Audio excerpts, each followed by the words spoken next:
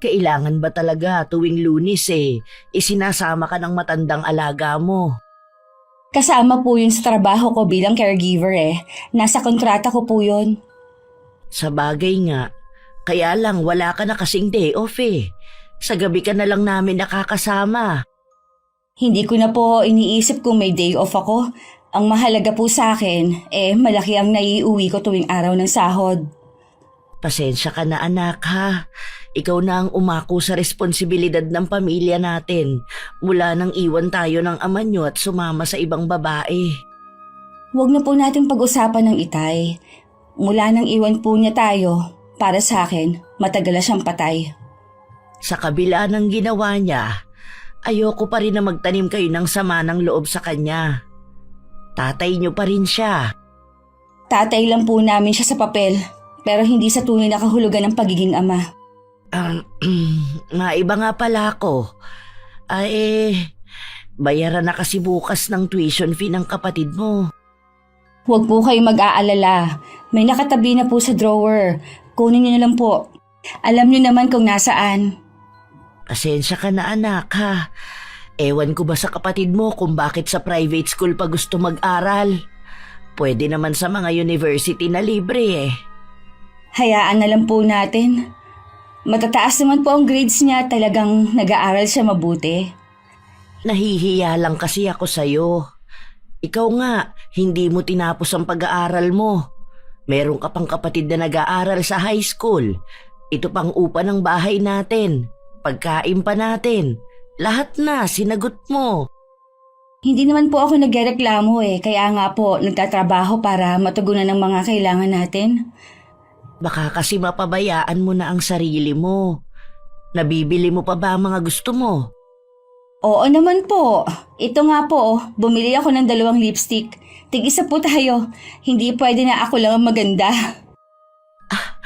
Ang ganda nito, nak. Mamahalin ito Naku, nakakahiya naman na magkukolorete pa ako sa tanda kong ito. Wala naman akong asawa. Baka isipin ng mga tao lumalandi pa ako sa edad kong ito. Huwag niyo po silang intindihin, Nay. Ang importante po, wala naman akong inaapakan tao. Itatago ko ito. Kapag may okasyon ko lang gagamitin para hindi agad maubos. Pwede niyo po yan gamitin kahit araw-araw pa. Bibilihan ko na lang po kayo ulit kapag naubos.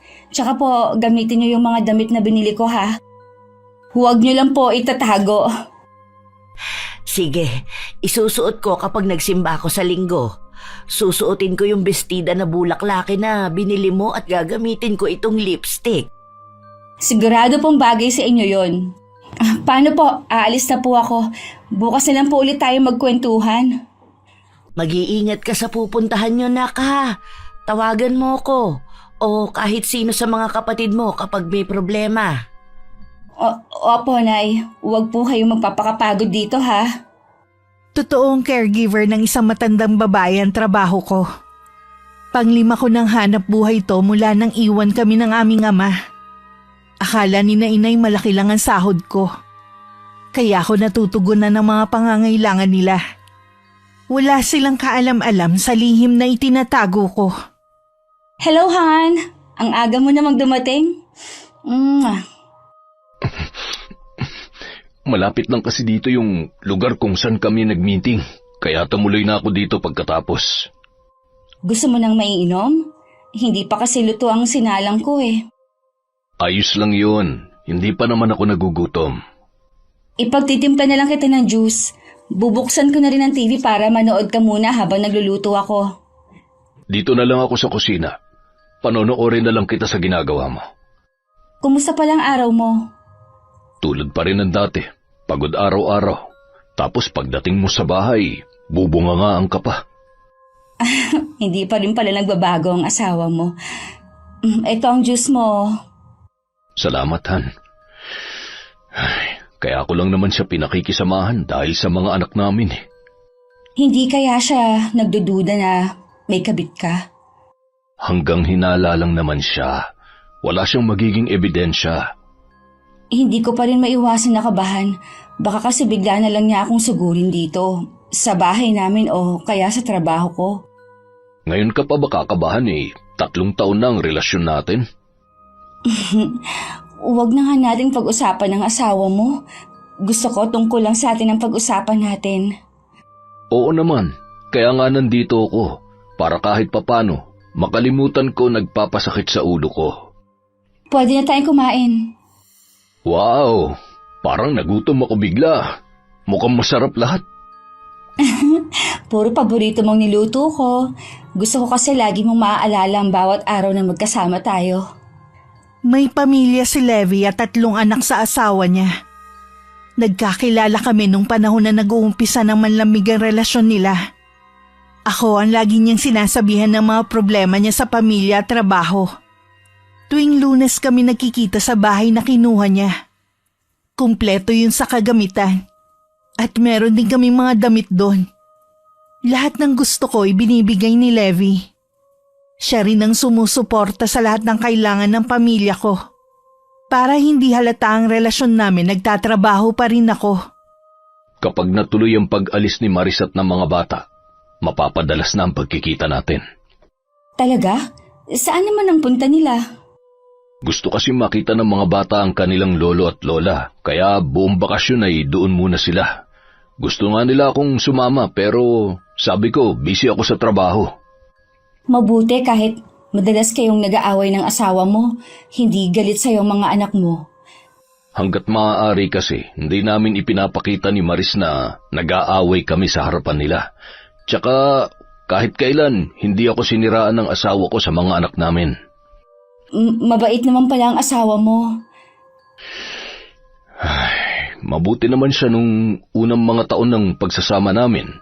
Hanggang unti-unti siya nagbago. Naging sobrang selosa at lagi na lang akong inaaway ng walang dahilan. Iyon ba ang dahilan kung bakit nawala ang pagmamahal mo sa kanya? Ang totoo niyan wala naman talaga akong pagmamahal sa kanya. Pinagkasundo lang kasi kami ng mga magulang namin noon. Uso pa pala yan sa mga mapepera. Oo naman. Minsan, sumasagi sa isip ko kung halimbawa isang araw magising na lang ako na iniwan mo na ako. Hindi ko alam kung paanong paghahandaan yun. Hindi mo naman kailangang paghandaan yan dahil hindi naman kita iiwan. May plano ka bang seryosohin ang relasyon natin? Seryoso naman ako sa iyo. Hindi ba halata?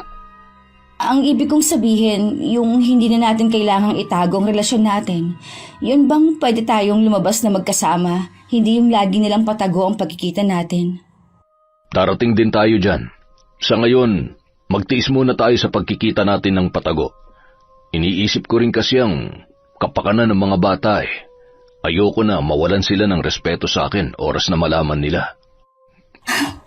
Aasahan ko ang sinabi mong yan. Ako ang nag-aalala. Baka kasi magsawa ka ng maghintay sa akin Baka makahanap ka na ng iba na mas bata kaysa sa akin. Hindi yun mangyayari. Hindi ko nga pinapansin ang mga nagpapalipad hangin sa akin Dahil ikaw lang ang mahal ko at wala na akong gugustuhin na makasama. Thank you, Han. Ikaw lang ang nagpaparamdam ng kahalagahan ko. Aasahan ko rin ang sinabi mo na ako lang ang magiging lalaki sa buhay mo. Naunang umalis si Levi. Sumakay na lang ako ng taxi papunta sa bahay kung saan naroon ang matandang inaalagaan ko. Isang matandang babae na edad 71. Nasa wheelchair na lang siya at hindi na rin nakakapagsalita. May katulong naman ako nurse sa pag-aalaga sa kanya kaya hindi ako hirap. Bago umuwi ng araw na yun, dumaan muna ako sa grocery store para mamili ng mga kailangan sa bahay. Tuwang-tuwa naman ang mga kapatid ko pagdating ko dahil sa mga dala ko. Para kayo mga batang pasli talaga kung mag-agawan. Lahat naman kayo meron Hindi na po kayo nasanay sa kanila. Lagi naman ganyan ang mga yan. Hindi nyo man lang inalok ng maiinom ang ate ninyo. Busog pa naman po ako. Lagi akong pinapamerienda bago ako pauwi ng amo ko. Mabuti pa, ayusin nyo na yan sa lagayan. Yung baon nyo sa eskwela huwag nyong kainin. Hanggang kailan na lang po ang pasok nila, Nay? Si Lay matagal pa ang sem break. Yung dalawa, 1 linggo na lang. makakapahinga ka na sa baon. Kahit naman po walang pasok hingi pa rin sila ng hingi ng pera. Oo nga eh. Ay, napakagastos talaga ng mga kapatid mo.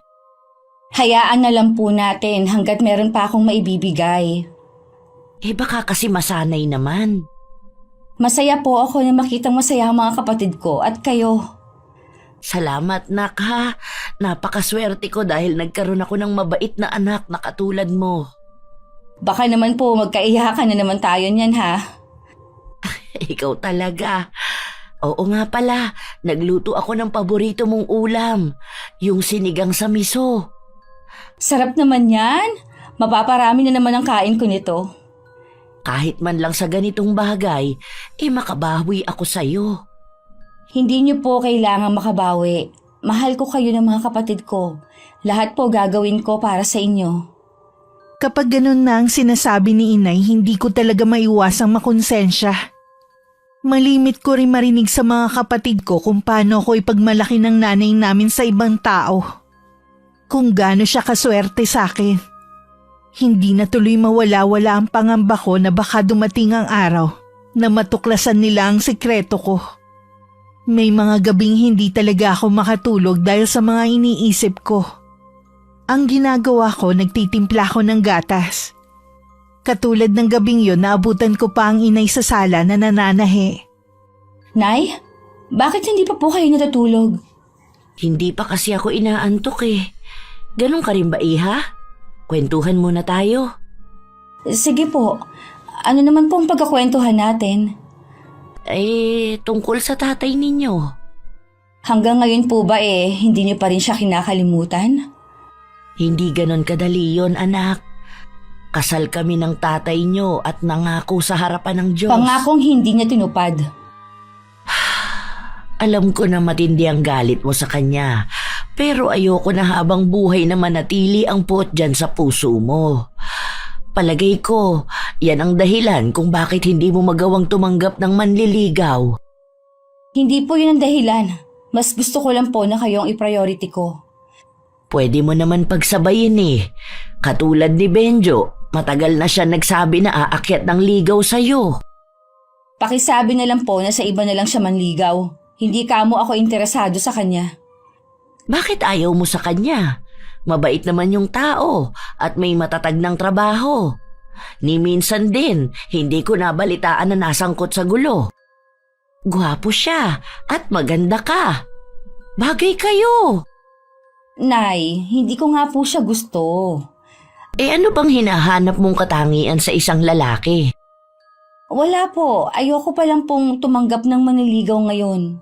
Sigurado ka ba na wala ka pang boyfriend? Baka naman nahihiya ka lang magsabi. Si nanay talaga. Ayoko lang po na mahati ang oras ko sa trabaho at sa inyo. Sa bagay nga, mabalik nga pala tayo sa tatay nyo. Nakausap ko kasi ang kapatid niya, ang tiyo Ruel nyo.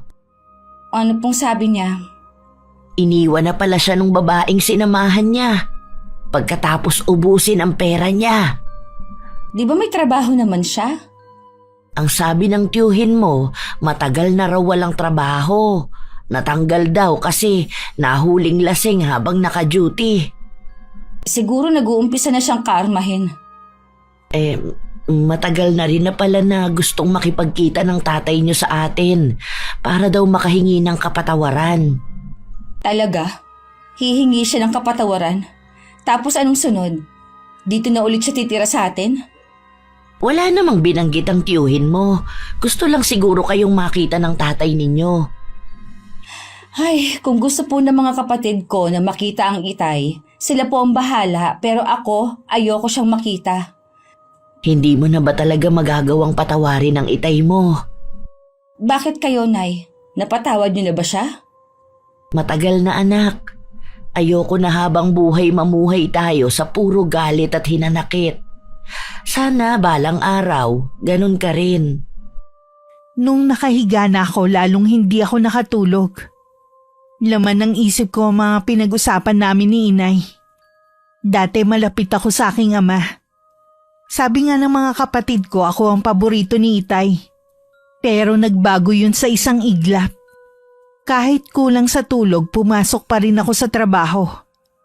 Nang malapit na ako umuwi, nagulat ako nang tumawag si Levi. Gusto niya magkita kami ng araw na yun. O ano nangyari sa'yo? Bakit ka may sugat sa mukha? Binato ako ng asawa ko ng picture frame namin. Buti nga, daplis lang to eh. Nasisiraan na ba ng bait ang asawa mo? Bakit niya ginawa yon? Pinipilit niya kasi na sumama ako sa kanila ng mga bata na magbakasyon. Bakit kailangan kanyang pilitin kung ayaw mo naman?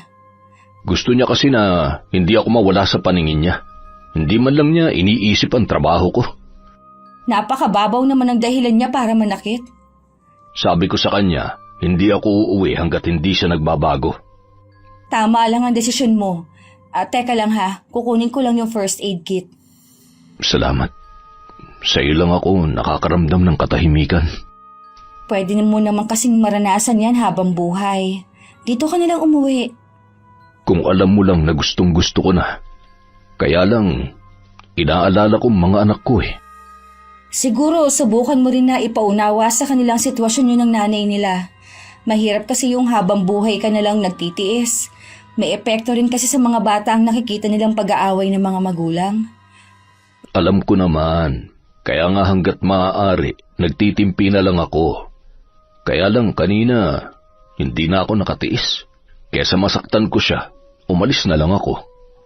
Nasaan nga pala ang mga damit mo? Konti lang kasi ang mga naiwan mo dito eh. Babalikan ko na lang sa ibang araw. Sa ngayon, gusto ko lang muna magpalamig. Sana habang nandito ka, makapagdesisyon ka na rin kung ano ang plano mo sa atin. Huwag kang mag-alala. Malalaman mo rin ang desisyon ko. Dahil plano ni Levi na tumigil muna sa bahay, kailangan nandun din ako. Kaya nagdesisyon akong tawagan ng inay. At sabihing ilang araw akong hindi makakauwi sa amin. Naniwala naman siya sa dahilan ko na kailangan ako ng aking amo. Sinunod ko rin ang sinabi sa akin ni Levi na mag-resign sa trabaho ko. Kahit mabigat sa akin nang iwan ng matandang inaalagaan ko. Napamahal na kasi siya sa akin. Magkape ka muna. Kanina ka pa nasa harap ng laptop mo eh. Salamat, Han. Kailangan ko kasing tapusin ang ginagawa kong trabaho. Kanina pa pala tumutunog ang cellphone mo. Bakit hindi mo sinasagot? Baka importante yun. Si Maris lang ang tumatawag. Ayoko masira ang araw ko lalo't may tinatapos ako. Magsasawa rin yun sa kakatawag. Baka tungkol sa mga anak mong dahilan ng pagtawag niya. Kung may kailangan ng mga anak ko sa akin, sila mismo ang tatawag. Tsaka bukas uuwi din ako sa bahay. Kukunin ko ng lahat ng mga damit kong naiwan. Talaga? Ibig bang sabihin yan tuluyan mo nang iiwan ng asawa mo? Ganun na nga. Naisip ko na hindi ko na mahal ang asawa ko. Ikaw nang mahal ko at gusto kong makasama habang buhay. Hindi ka magsisisi na ako ang pinili mo. Aalagaan kita habang buhay. Alam ko naman yon. Noon pa naman, ramdam ko na ang pag-aalaga mo. Sige na, bumalik ka na sa trabaho mo. Magluluto na rin ako ng tanghalian natin. Walang pagsidla ng sayang nararamdaman ko ng mga sandaling yun. Sa wakas kasi masosolo ko na rin si Levi. Darating ang araw na hindi na namin kailangan magtago. Kinabukasan nga umalis si Levi para umuwi sa kanila. Sabi ni Manang Elsa, dumating ka ng araw. Oh, bakit mo nilalagay ang mga damit mo sa maleta? Hindi mo pa ba alam? Iiwan na kita. Levi, huwag mo namang gawin sa akin ito. Sa amin ng mga anak mo. Kung yung ginawa ko ang ikinagagalit mo, patawarin mo na ako. Hindi ko na ulit gagawin yun. Sawang-sawa na ako sa pag-uugali mo. Hindi ko na maramdaman ang katahimikan sa bahay na to. Bakit? Sa kabit mo ba nahanap ang katahimikan na sinasabi mo? Ha? Wala akong kabit. Napapraning ka lang. Huwag ka na magsinungaling. Hindi lang isang beses nangyari na meron kang naging babae. Sino siya? Ha? Saan mo na naman napulot ang babaeng yon? Mas bata ba at mas maganda kaysa sa mga nauna? Sumagot ka! Wala akong aaminin dahil wala akong kabit. Iiwan kita dahil sa ugali mo. Kahit sino hindi tatagal sa'yo. Hindi ako naniniwala sa mga dahilan mo. Bakit mo ba ginagawa sa akin to? Ano pa bang kailangan kong gawin para mahalin at irespeto mo ako bilang asawa mo? Wala kang dapat gawin. Mas mabuti na maghiwalay na lang tayo kaysa naman lagi tayo nag-aaway. Gagawin ko to para sa mga anak natin. Ayoko na pati sila madamay sa away natin. Huwag mo nang idahilan ng mga anak natin. Kaya mo kami gustong iwan dahil sa babae mo. Bahala ka kung yan ang gusto mong paniwalaan. Huwag mo akong tatalikuran! Kinakausap pa kita! Wala na tayong dapat pag-usapan pa. Hindi na magbabagong isip ko. Lahat ginawa ko sa'yo! Binigyan kita ng gwapo at magagandang anak! Nang sabihin mo na gusto mo na tumigil na ako sa trabaho, sinunod kita! Tinalikuran ko ang dati kong buhay, pati mga kaibigan ko! Buong buhay ko, inilaan ko na sa'yo! Tapos ito lang ang mapapala ko sa lahat ng sakripisyo ko? Hayop ka! Patawarin mo ako. Hindi ko gusto na umabot tayo sa ganito. Kaya lang, mahirap naman kung magsasama tayo na wala ng pagmamahalan. Mahal kita, Levi. Ayoko mawala ka sa akin. Huwag mo tong gawin sa amin ng mga bata. Kailangan ka namin. Lagi pa rin akong dadalaw dito. Hindi ko kakalimutan ang mahalagang okasyon. Magiging ama pa rin ako sa mga anak natin. Iba pa rin kapag buo ang pamilya natin. Ano na lang ang sasabihin ng mga magulang natin? Sasabihin natin sa kanila na hindi na tayo nagkakasundo, na hindi na natin mahal ang isa't isa. Total, ikaw naman ang nakaisip niyan. Ikaw ang magpaliwanag sa kanila. Makipagtulungan ka na lang para maayos ng problema natin. Bakit ko gagawin yon? Para bigyan kayo ng pabor ng kabit mo? Hindi ko kayo patatahimikin habang nabubuhay ako. Sinabi nang wala akong kabit. Dahil sa ugali mo kaya gusto ko na makipaghiwalay. Sige, itanggi mo. Wala namang maniniwala sa'yo ni isa sa pamilya natin dahil kilala ka nila. Wala na akong pakialam kung maniwala man sila sa dahilan ko o hindi. Hindi rin naman nila mababagong isip ko. Sige, magsama kayo ng kabit mo. Kapag kumupas na ang ganda ng babaeng yon, babalik ka rin sa akin. Habang buhay mo rin pagsisisihan na ipinagpalit mo kami ng mga anak mo sa babaeng yon. Hindi na pinakinggan pa ni Levi ang mga sinasabi ng asawa. Mabuti na lang nasa eskwelahan pa ang mga anak niya at hindi narinig ang pagtatalo nilang mag-asawa. Tumuloy muna siya sa opisina. Tumawag lang siya para sabihin gagabihin siya ng uwi. Nagpaalam din ako na uuwi muna sa amin. Napagsisisihan ko lang pala dahil sa nadatnan kong eksena sa bahay. Anong ibig sabihin nito? Nay, anong ginagawa niya dito? Anak, gusto lang dumalaw ng tatay niyo. Kumusta ka na, anak? Buhay pa pala kayo. Alam ko na matindi ang galit mo sa akin. Sana mapatawad mo ako, anak. Huwag na kayong umasa na mapapatawad ko pa kayo. Pagdalaw nga lang ba ang dahilan ng pagpaparito ninyo? Gusto ko sanang bumalik sa inyo. Sabi na nga ba, pagkatapos ninyong magpakasaya kasama ng kabit ninyo at ubusin ang pera ninyo, babalik kayo sa amin? Ang kapal naman yata ng pagmumukha ninyo. Matagal ko nang pinagsisihan ang ginawa kong pag-iwan sa inyo. Huli na ang pagsisisi nyo. Ang mabuti pa, umalis na lang kayo at huwag na magpapakita. Ava, huwag ka naman ganyan magsalita. Kahit anong ginawa niya, ama niyo pa rin siya. Mula nang iwan niya tayo, tinapos na niya ang pagiging ama niya sa pamilyang to. Hayaan mo sana makabawi ako.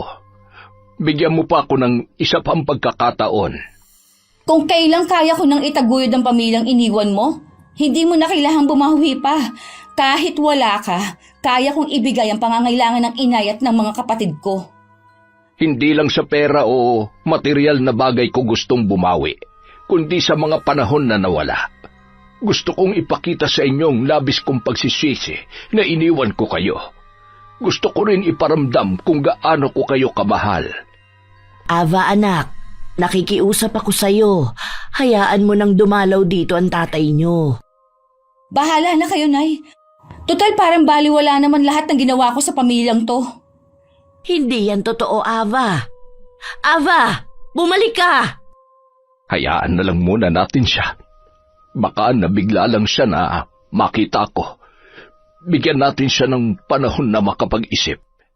Pareho sila ni Lay na nagtanim ng sama ng loob sa'yo. Mabuti pa itong dalawa. Agad ka nilang natanggap. Nauunawaan ko naman ang mga anak natin. Hindi ako susuko na humingi sa kanila ng kapatawaran sa lahat na naging pagkukulang ko. Dumiretso na lang ako nang uwi sa bahay na tinutuluyan namin ni Levi. Nagagalit pa rin ako dahil sa nadatnan ko sa bahay. Hindi ako makapaniwala na ganun lang kadali kay inay na tanggapin muli ang itay. Sa kabila ng mga ginawa niyang kasalanan. Gabi na nang umuwi si Levi. Nagulat pa ako nang sabihin niyang kumain kami sa labas. Hindi ako makapaniwalang dadalhin niya ako sa mamahaling restaurant. Na nun ko lang mararanasan. Kanina ko pa napapansin na parang malungkot ka. Kanina kasi naabutan ko ang tatay ko sa bahay namin. Ha? Di ba matagal na kayong iniwan ng tatay nyo? Ibig bang sabihin nun, nakikipagbalikan siya sa nanay nyo? Siguro, hindi ko alam kung ano ba talagang plano niya. Ayoko kasi siyang kausapin eh. Kahit ano pa man, tatay mo pa rin siya. Pero kung hindi ka pa handa na makipag-ayos sa kanya, naiintindihan naman kita. Huwag na nga natin siya pag-usapan. Ayoko masira ang gabi natin. Ito pa naman ang unang beses na lumabas tayo. Oo nga, nandito na mga in-order nating pagkain. Mukhang masarap lahat. Salamat dinala mo ako dito. Unang beses kong makakain sa ganitong klaseng lugar. Mula ngayon, madalas na tayong kakain sa labas. Kumusta pa lang naging pag-uusap ninyo ng asawa mo? Ayun, hindi niya matanggap ang pakikipaghiwalay ko. Baka guluhin niya tayo niyan. Hindi ka naman niya kilala. Siyempre, mag-iingat pa rin tayo. Ay, naisip ko bigla. Galit na galit ako sa tatay ko.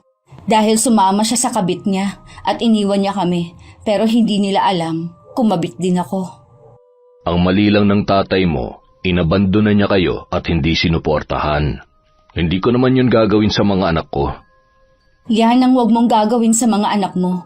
Iparamdam mo pa rin sa kanila ang pagiging ama mo kahit nagsasama na tayo. Kakaiba ka talagang babae, kaya mahal kita eh. May pakialam ka sa nararamdaman ng mga anak ko. Hindi porke pumayag akong maging kabit mo, masama na akong tao. May puso pa rin naman ako. Alam ko. Shit, dito pa talaga. Ha? Bakit? Mabuti pa umalis na lang tayo dito. Sa ibang lugar na lang tayo kumain. Bakit nga? Ano bang problema? Yung bayaw ko nandito kasama ang pamilya niya. Nasaan? Yung lalaking nakapolo na kulay asul. Nakatingin siya sa akin. Noon pa man, mabigat na ang dugo namin sa isa't isa. Ayoko na hanggang dito magkagulo kami. Mabuti nang umiwas na lang. Halika na. Wala akong nagawa kundi ang sumunod na lang kay Levi. Bago lumabas, sumulya pa ako sa bayaw niya. Matalim ang titig niya na nakasunod sa aming dalawa. Pareho na kaming wala sa mood. Kaya umuwi na lang kami ng bahay. Ang malas naman ng unang labas natin.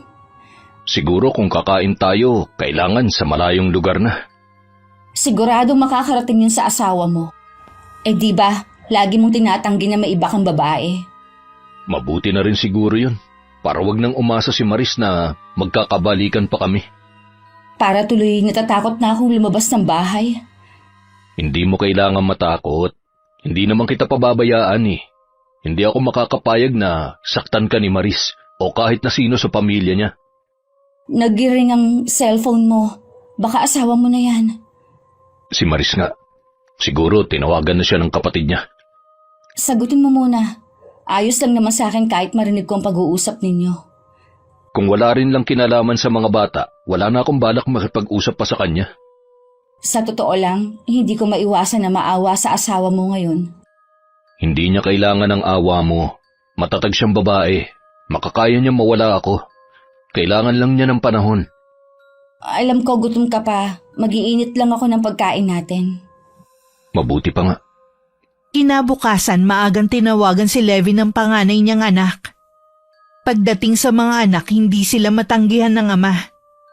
Ayos lang naman sa akin yun.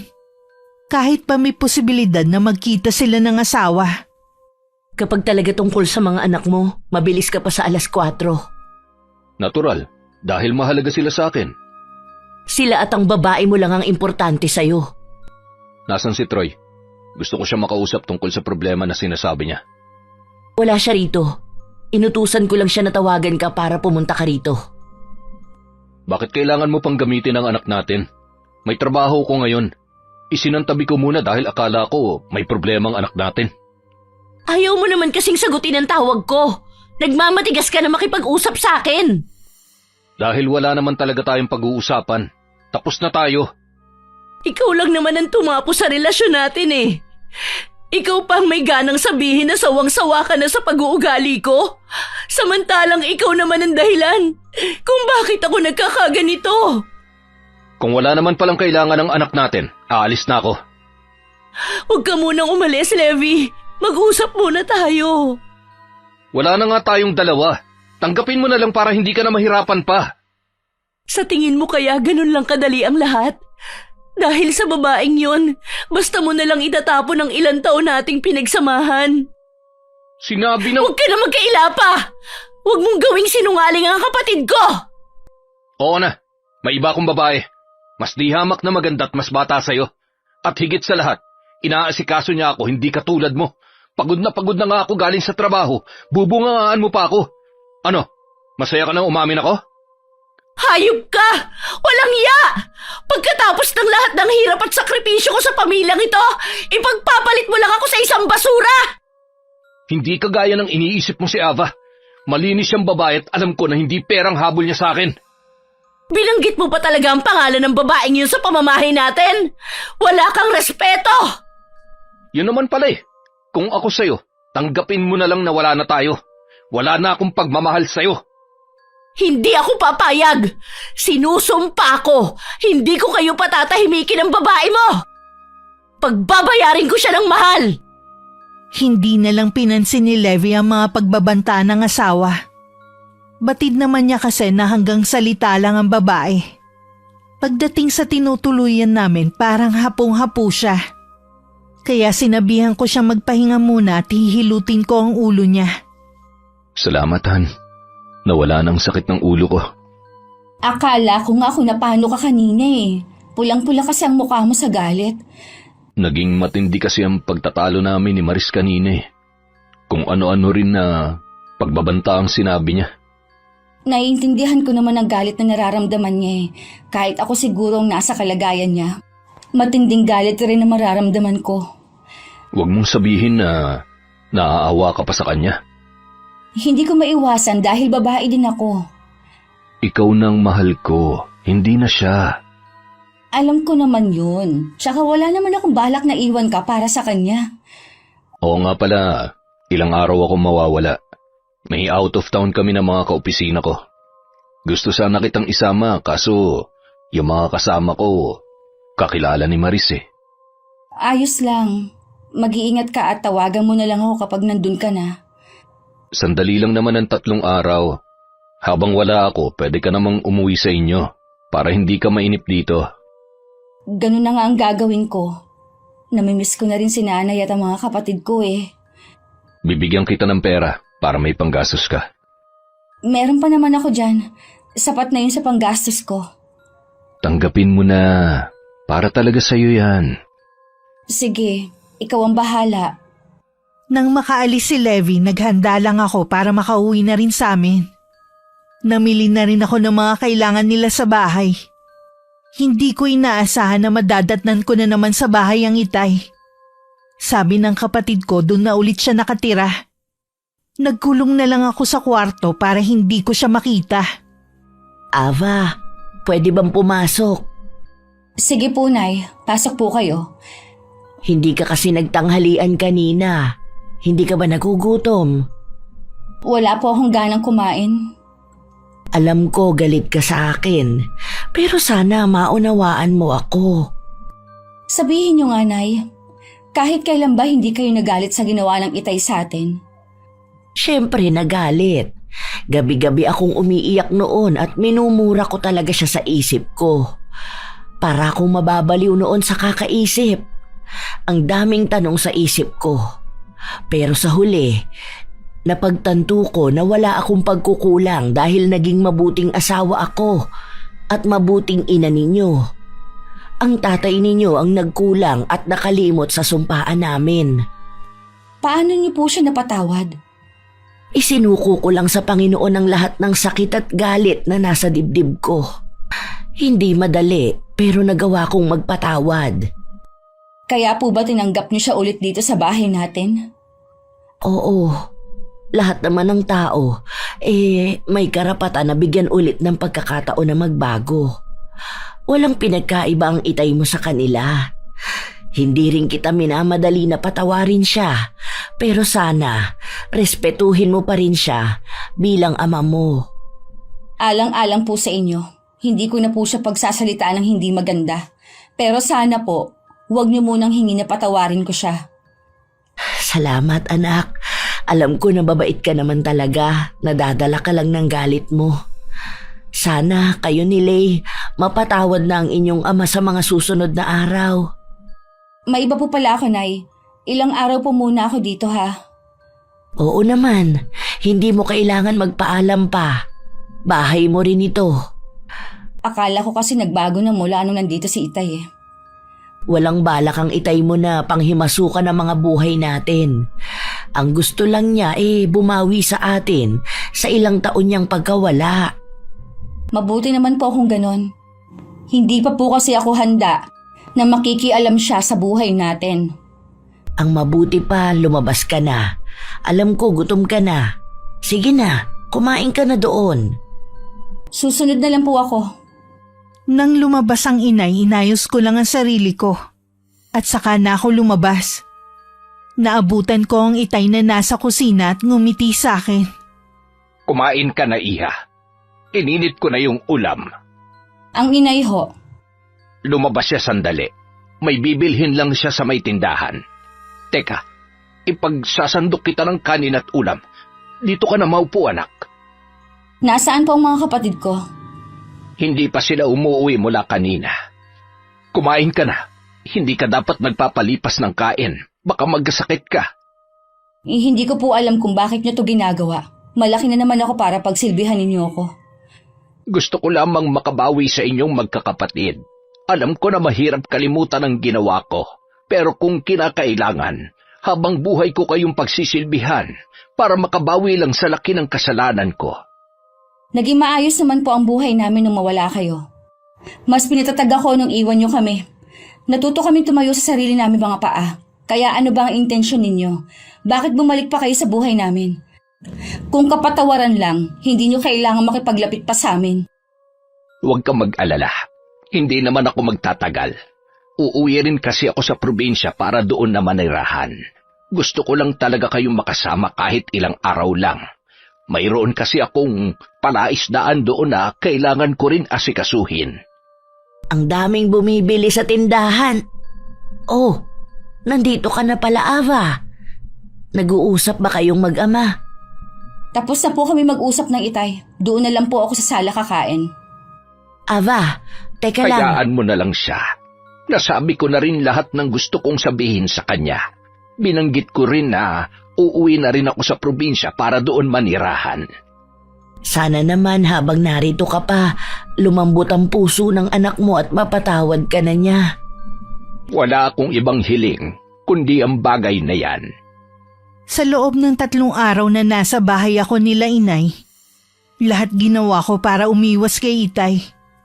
Hanggang sa umalis ako kay inay lang ako nagpaalam, kahit nandun siya. Ang inaasahan kong 3 araw na mawawala si Levi ay naging 1 linggo. Tumatawag naman siya sa akin lagi para mangumusta.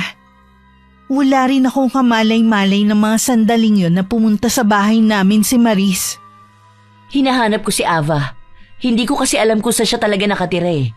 Kaya nagbabaka sakali ako na baka nandito siya. Kakaalis lang ng anak ko nung isang araw. Stay in kasi siya sa trabaho niya bilang caregiver. Ikaw pa lang nanay niya. Kung ganun, sa'yo ko nalang sasabihin ang sadya ko. Kaibigan ka ba ng anak namin? Ang mabuti pala, Ray, dalhan mo muna ng maiinom ang bisita natin. Huwag na kayong mag-abala pa. Hindi rin ako magtatagal. Ano nga ba ang kailangan mo kay Ava? Pakisabi sa anak ninyo, nalayuan ang asawa ko. Huwag niyang sirain ang pamilya namin. Ha? Tama ba ang pagkakaintindi ko sa sinabi niya, Lauro? Hindi kayo nagkamali ng dinig. Kabit ng asawa ko ang anak ninyo. Hindi magagawa ni Aba ang sinasabi mo. Nisente ang anak ko. Hindi niya magagawang pumatol sa may asawa. Balita ko, iniwan niyo ang pamilya ninyo para sumama sa ibang babae. Tapos magtataka pa kayo kung totoong kabit ang anak ninyo? Ano bang kasalanan ng anak ko sa iyo? Bakit mo siya sinisiraan? Hindi ito paninira lang. Tanungin niyo kasi ang anak niyong malandi. Paano niya nagagawang ipakain sa inyo ang pera na galing sa asawa ko? Ha? Hindi man lang ba kayo nagtataka? Caregiver lang ang trabaho ng anak niyo pero lahat ng kailangan ninyo, pati pag-aaral ng mga kapatid niya, kaya niyang suportahan? Umalis ka na dito sa bahay namin. Huwag mong dungisan ang pangalan ng aming anak. Tingin niyo talaga sa anak niyo, Santano. Kung hindi niya lalayuan ang asawa ko, pagsisisihan niyang kumabit siya. Hindi kami naniniwala. Mabait ang anak ko. Hindi niya magagawa ang mga sinasabi mo. Alam niya ang pakiramdam na inagawan, kaya hindi niya magagawa ang mga yan. Umalis ka na. Bago ko makalimutan na babae ka. Babalik ako at guguluhin ko kayong lahat kapag hindi pa siya tumigil. Ang dami mo pang sinasabi. Umalis ka na lang. Lauro, hindi yun magagawa ng anak natin.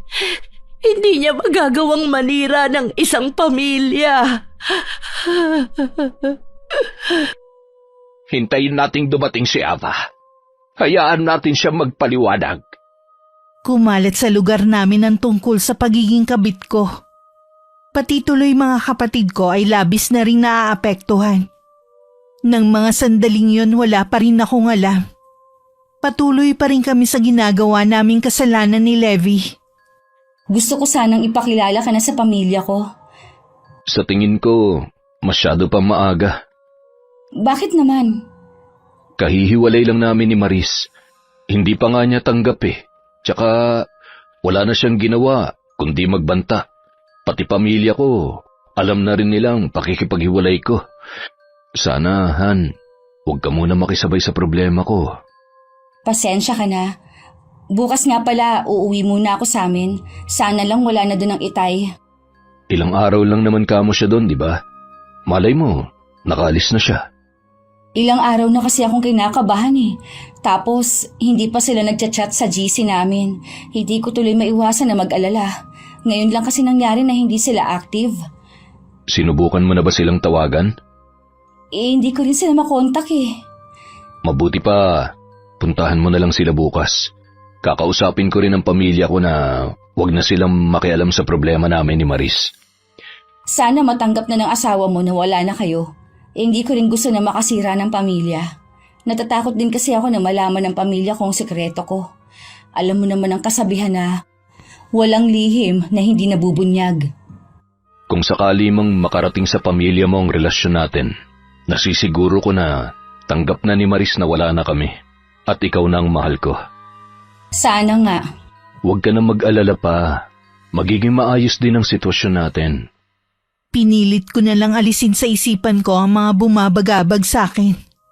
Pagkaalis nga ni Levi kinabukasan, naghahanda na rin sana ako nang marinig ko na merong nagdo-doorbell sa labas. Hindi naman ako nagdalawang isip na buksan ang pinto. Ganun na lang ang gulat ko pero pilit ko yung itinago sa harap ng bisita. Ikaw? Siguro nakita mo ang litrato ko sa cellphone ni Levi, kaya kilala mo na ako. Wala si Levi dito. Alam ko, kapag ganitong oras nasa opisina na siya. Paano mo nalaman ng bahay na to? Ang totoo niyan, nahirapan akong tuntunin ng lugar na ito. Mabuti na lang nakakagawa pa rin ako ng paraan. Siguro naman, alam mo na ang sadya ko sa'yo. Layuan mo ang asawa ko. Pakawalan mo na siya. Ikaw ang dapat na bumitaw sa kanya. Hindi ka na niya mahal. Yan ba ang sinabi niya sa'yo? Para sa kaalaman mo, hindi lang ikaw ang babaeng sinabihan ng asawa ko ng matatamis na salita. Marami kayo, pero sa huli, sa akin pa rin bumabalik si Levi. Nakatitiyak akong mahal ako ni Levi. Hindi ako matutulad sa ibang babae na sinasabi mo. Ano bang habol mo sa asawa ko? Tingnan mo yung sarili mo. Maganda ka at bata pa. Humanap ka ng kasing edad mo. Kung pera lang ang habol mo, sabihin mo sa akin kung magkano ang kailangan mo. Mahal ko si Levi. Hindi pera niya ang habol ko. Mahal? Sa tingin mo mapapaniwala mo ko na mahal mo ang asawa ko? Hindi ko na problema kung naniniwala ka. Ang importante naman, kami ang nagkakaunawaan. Masaya ka ba na may sinira kang pamilya? Ha? Araw-araw, hinahanap ng mga anak ko ang kanilang ama. Nauubusan na ako ng dahilan sa kanila. Hindi ko masabi na ang ama nila ay may kinalolokohang ibang babae. Mas mabuti siguro kung ipagtatapat mo na lang sa kanila na hindi na kayo magkakasundo ng asawa mo. Dahil lang naman sa'yo kaya kami nagkakagulong mag-asawa. Palibhasa kasi wala ka pang anak. Kaya hindi mo alam ang damdamin ko. Sana naman, salaminin mo ang paghihirap ng nanay mo nung iwan siya ng tatay niyo nang dahil sa ibang babae. Ganon kasakit ang nararamdaman ko. O baka nga higit pa eh. Patawarin mo ko. Hindi ko kayang iwan si Levi. Kapag nakahanap ng ibang mas bata sa'yo ang asawa ko, iiwan ka rin niya. Maniwala ka, kaya habang hindi ka pa niya sinisira, iwan mo na siya. Hindi ako naniniwala sa'yo. Masama ang loob mo kaya mo yan sinasabi. Kahit anong sabihin mo, hindi ko siya iiwan. Kahit malumuhod ako sa harapan mo, Huwag mo namang pababain ang sarili mo. lahat gagawin ko para mabuo lang ang pamilya namin. Nakikiusap ako. Umalis ka na. Lahat kaya kong gawin. Sabihin mo lang kung anong gusto mo. Wala akong gustong hilingin sa'yo. Umalis ka na lang. Sa lahat na naging babae ni Levi, ikaw ang hindi matinag-tinag. Sana nga, wag mo itong pagsisihan. Kahit galit si Maris, dama ko na mabuti siyang babae. Pero mahal ko na si Levi. Hindi ko kakayanin na mawala siya sa akin. Handa ko siyang ipaglaban kesa hodang may mga tao pa akong masaktan. Nung bumaba ako sa tricycle, naramdaman ko na agad ang kakaibang titig na ibinato sa akin ng kapitbahay namin. Nang makapasok ako, hindi man lang ako sinalubong ng mga kapatid ko na biglang nagpulasan ng alis. Kakaiba rin ang tingin sa akin ng inay. Ano pong nangyari sa kanila? Bakit sila umalis nang dumating ako? Ito nga po pala. Namili na po ako ng mga kailangan dito sa bahay. Kumain ka na ba, Ava? May niluto akong ulam dyan. Alam ko, paborito mo yun. Akala ko po ba ilang araw na lang kayo dito at uuwi na rin kayo ng probinsya. Hindi ko kasi maiwan ang nanay mo. Ganoon din ang mga kapatid mo. May sakit po ba kayo, inay? May problema ba dito sa bahay? Walang sakit ang inay mo. Wala naman pala. Baka naman dahilan nyo lang para manatili na kayo sa bahay na to. Sinabihan na kita na matuto kang rumespeto sa tatay mo. Inay, bakit parang may iba sa inyo? Akala mo siguro hindi namin malalaman ang sikreto mo. Paano mo naatim na pakainin kami ng perang galing sa masama? Di bali ng araw-araw tayong magdildil ng asin, basta wag mo lang pababain ang sarili mo. Hindi ko po kayo maintindihan, Nay. Alam na namin na isa kang kabit. Paano mo nagawang manira ng isang pamilya, ha? Nasa na ang mga pangaral ko sa'yo? Itinapon mo na lang ba yon ng dahil sa pera? Hayaan niyo po ako magpaliwanag. Ano pa bang ipaliliwanag mo? Maliwanag na ang lahat. Nasilaw ka sa pera, kaya ka pumayag na maging kabit. Mahal ko po si Levi, Nay. Mahal? Ano ka ba, Ava? Ang daming lalaki dyan. Para ka namang mauubusan. Alam ko po na malaking kasalanan ang ginawa ko pero hayaan niyo na ayusin namin to ni Levi.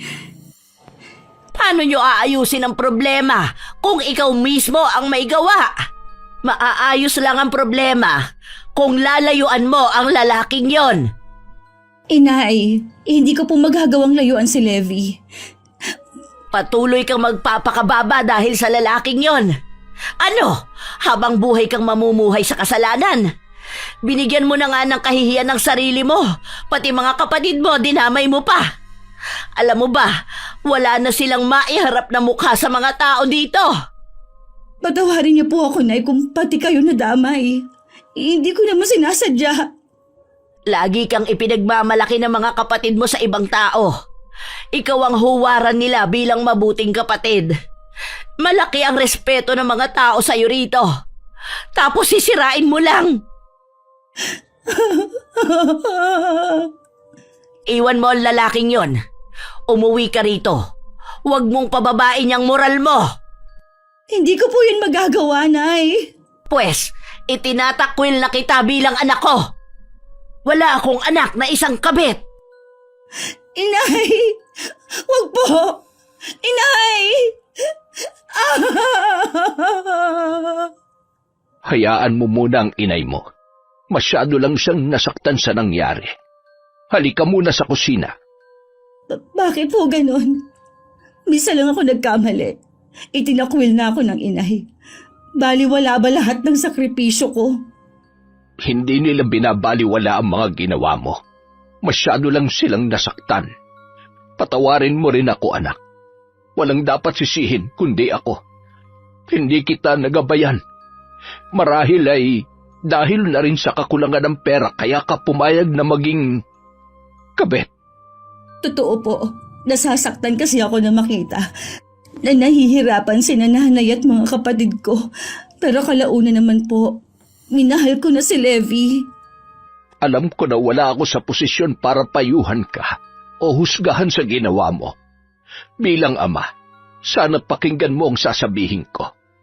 Kahit mabuti pa ang intensyon mo, kung mali naman ang paraan mo, kasalanan pa rin yon.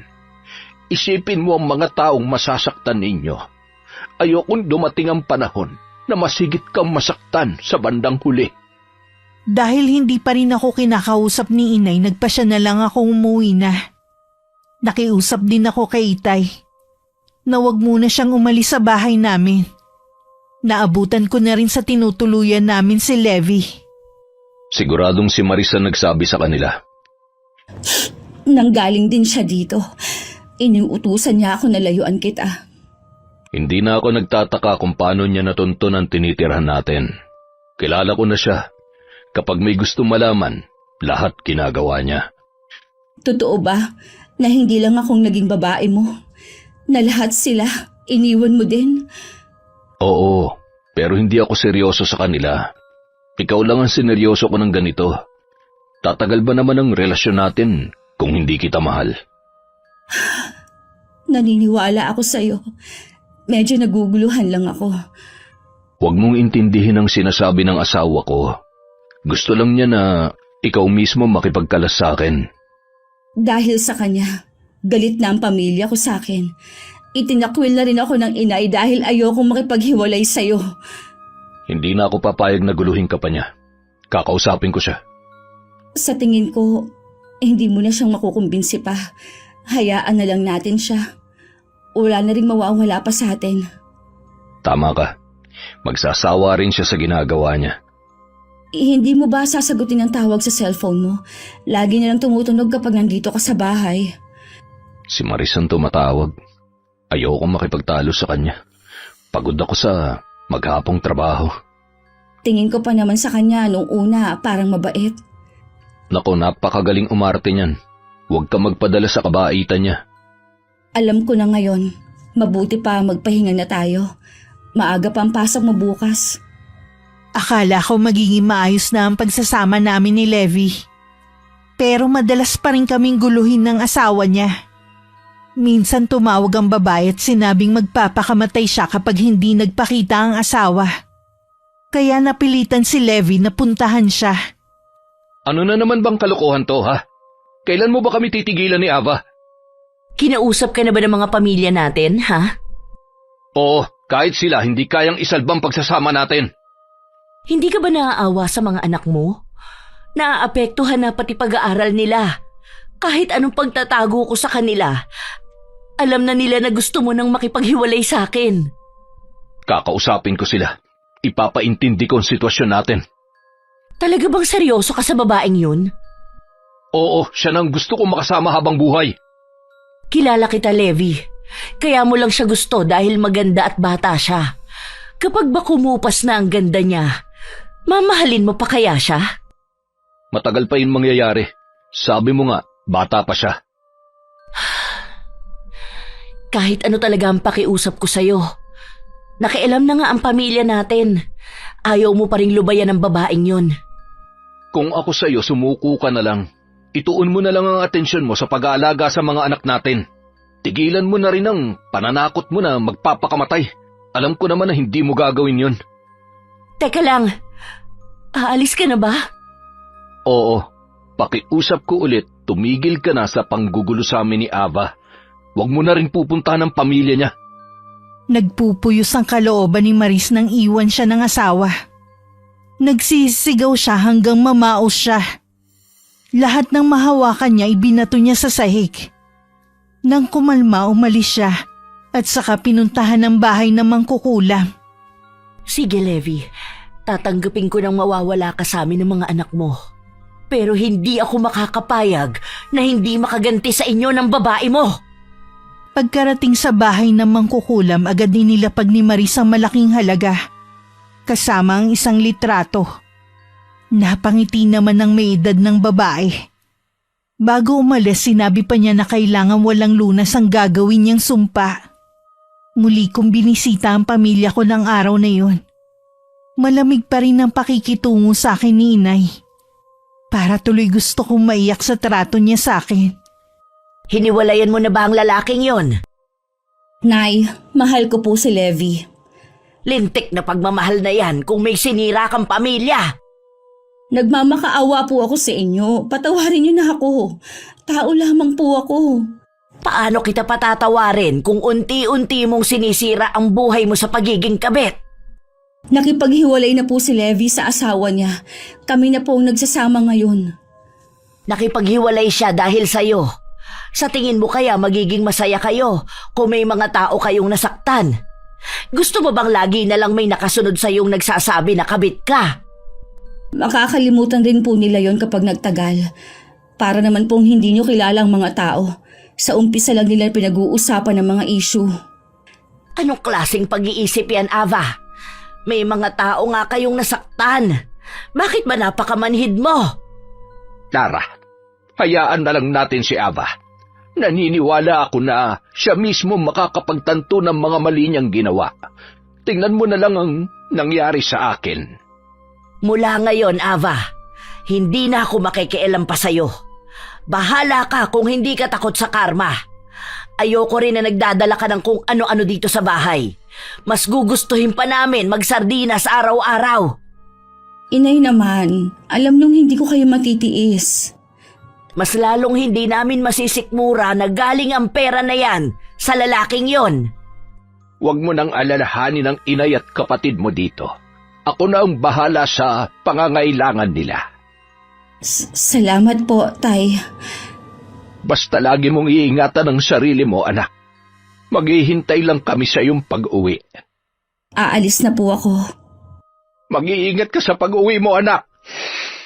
Ay, tingin ko sumusobra ka na sa anak mo. May damdamin din siya. Bakit? May damdamin din naman yung mga tao na sinaktan nila. Naroon na tayo, pero kapag kasi nagmamahal ang isang tao, sarili lang niya ang pinakikinggan niya. Wala siyang nakikitang mali. Naiintindihan mo ang anak mo dahil pareho kayo ng pinagdaanan. Oo, sana sa madaling panahon, magising na ang ating anak. Ayoko siyang maging miserable na katulad ko. Malungkot na naman ako umuwi sa tinutuluyan namin. Parang gusto ko na mawalan ng pag-asa na magkakayos pa kami ni Inay. May ilang oras din ako nagmukmuk lang. Nang makita ko ang oras na malapit nang umuwi si Levi, tsaka ako naghanda ng hapunan. Naligo na rin ako. Pero habang nagpapahid ako ng lotion, may napansin ako na pulang pantal sa balat ko. Ano to? Kanina wala naman to ah. Nag-uumpisa na rin mga te. Kahit sa mukha ko meron na rin. Ano ba to? Bakit ang kate? Dumating si Levi at nakita niya ang mga pantal sa balat ko. At walang tigil sa pagkamot. Dumudugo na rin ang balat ko. Agad na niya akong dinala sa ospital. Pagdating doon, pinasuri niya agad ako. Binigyan naman ako ng ilang gamot at ointment para sa pangangate. Kumusta na ang pakiramdam mo? Medyo makati pa rin pero nabawasan naman. Huwag kang mag-alala. Tiniyak sa akin ng doktor na mawawala din yan at babalik ang dating kutis mo. Ay, salamat naman. Akala ko masisira ng balat ko. Hindi kaya dahil sa mga ginagamit mong pampahid? Taon ko nang gamit ang mga yon, kaya malabo yan sinasabi mo. O baka naman may nakain ka na nakasama sa'yo? Posible rin, lalo't madalas tayong kumain sa labas. Baka yun ang dahilan. Mag-ingat na lang tayo sa susunod. Baka mamaya mas grabe pa mangyari sa'yo. Makakalabas na ba tayo ngayon? Bukas na kasi may mga lab test ka pang hindi pa lumalabas ang resulta. Levi, dito ko lang sa tabi ko ha. Nakakaramdam kasi ako ng takot. Huwag kang matakot. Nandito lang ako. Mabuti pa, matulog ka na. Sige, inaantok na nga ako eh. Siguro dahil sa ininom kong gamot kanina. Kinabukasan umuwi na rin kami sa tinutuluyan namin.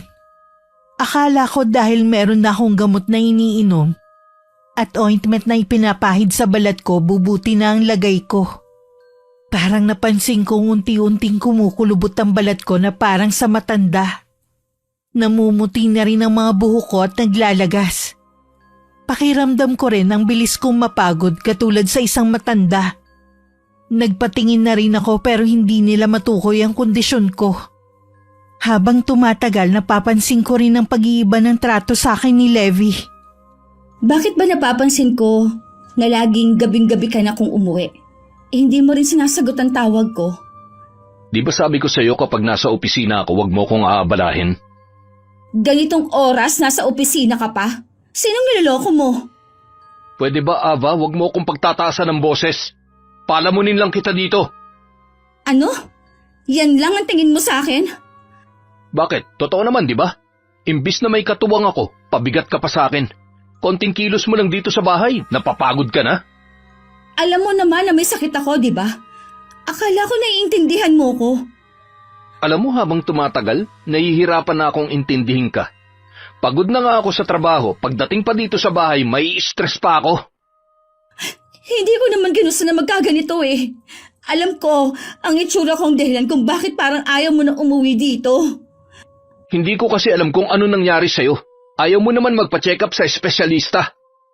Ano, hahayaan ko na pag-eksperimentuhan nila ang katawan ko, ha? Pag-aaralan lang nila kung ano bang sakit mo.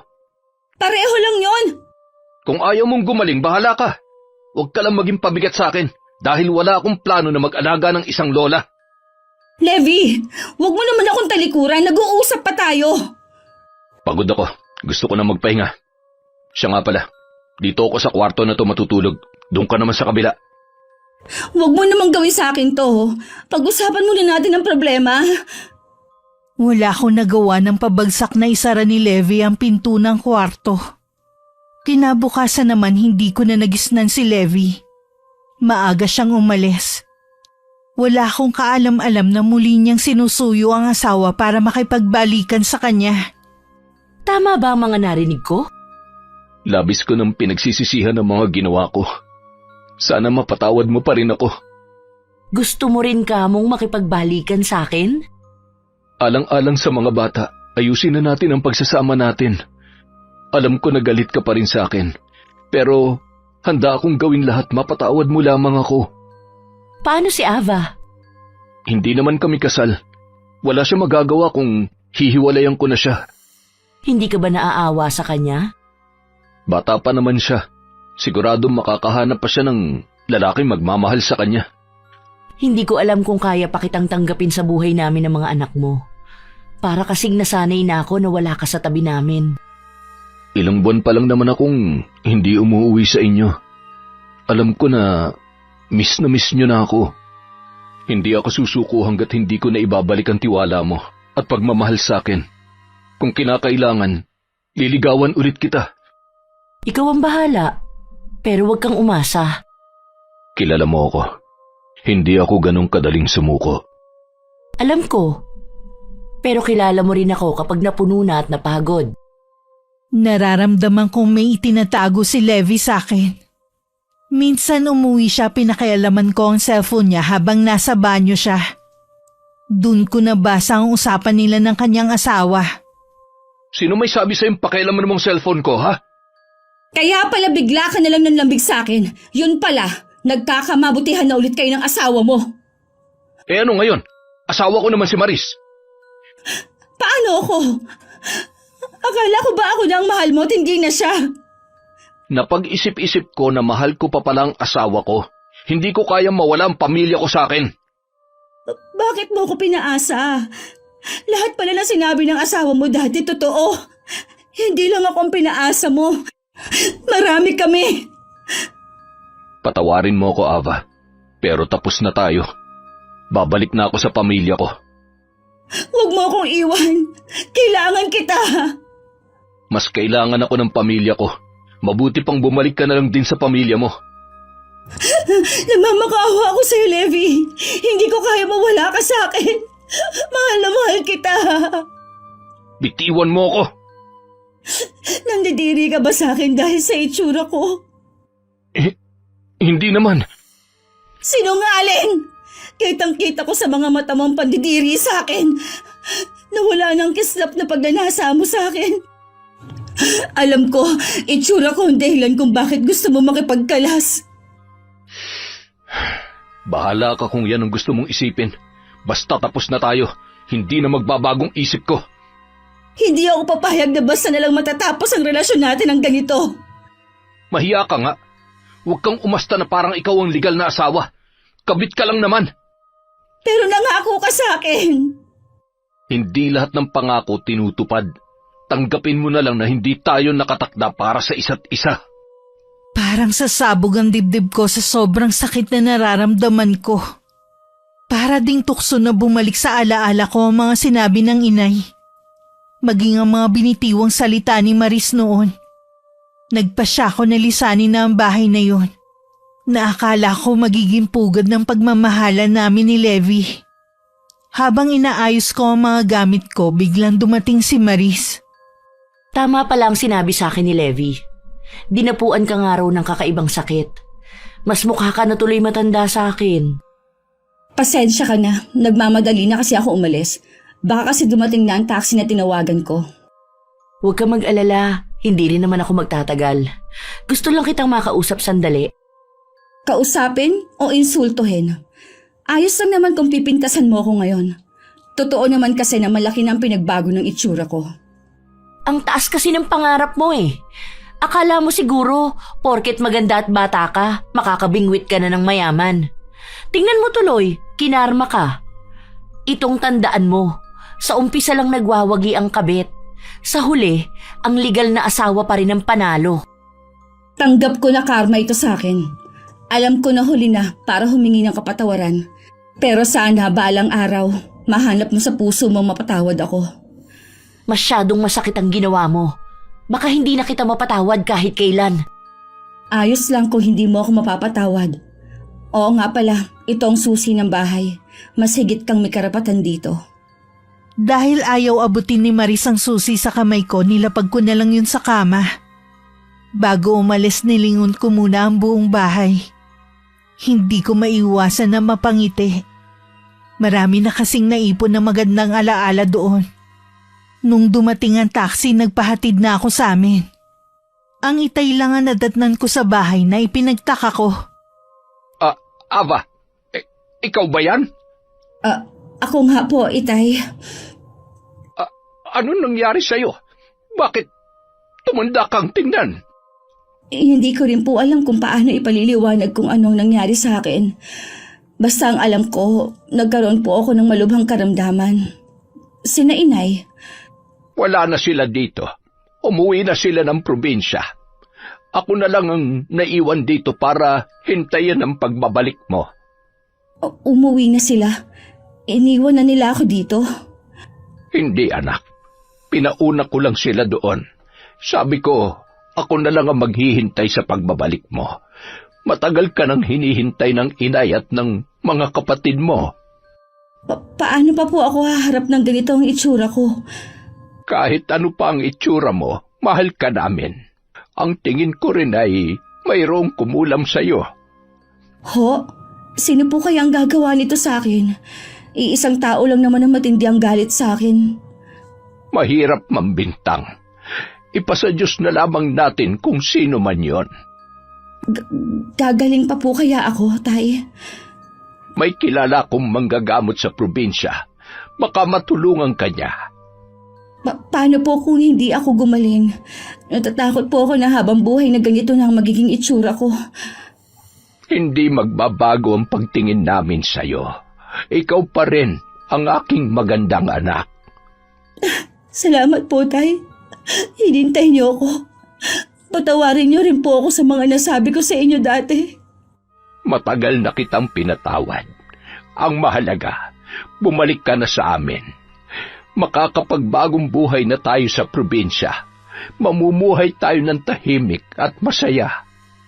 Sana talaga nakinig na lang ako kay inay. Baka hindi nangyari to sa akin. Ang tigas kasi ng ulo ko din eh.